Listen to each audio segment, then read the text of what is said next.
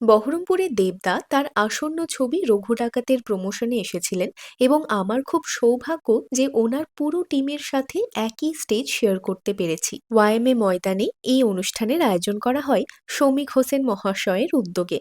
মফস্বলে বসে যে স্বপ্ন বুনেছি সেটা যে গুটি গুটি পায়ে পূরণ হচ্ছে তার পরিচয় পেয়েছি সেদিন।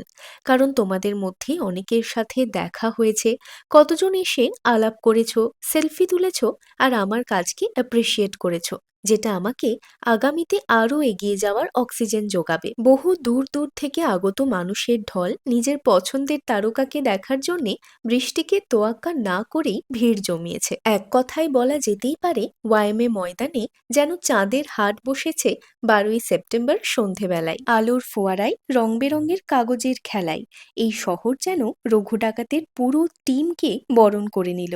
ছোটবেলায় বইয়ের পাতায় রঘু ডাকাতের ইতিহাস পড়েছি, তবে বাংলার রবিনহুডের গল্প বড় পর্দায় দেখতে কেমন লাগবে সেটার অপেক্ষায় রয়েছি। 25 বা 26 সেপ্টেম্বর এই সিনেমা রিলিজ করছে। মন মাতানো সঙ্গীতে সন্ধেটা যেন এক নিমেষেই কেটে গেল। আমার জীবনে এরকম অভিজ্ঞতা এই প্রথম। তোমাদের মধ্যে কার কার সাথে আমার দেখা হয়েছে সেদিন কমেন্ট সেকশনে জানিও। আজকের মতো এই পর্যন্তই। Like, share and follow. আজ আসি, দেখা হচ্ছে আগামীতে।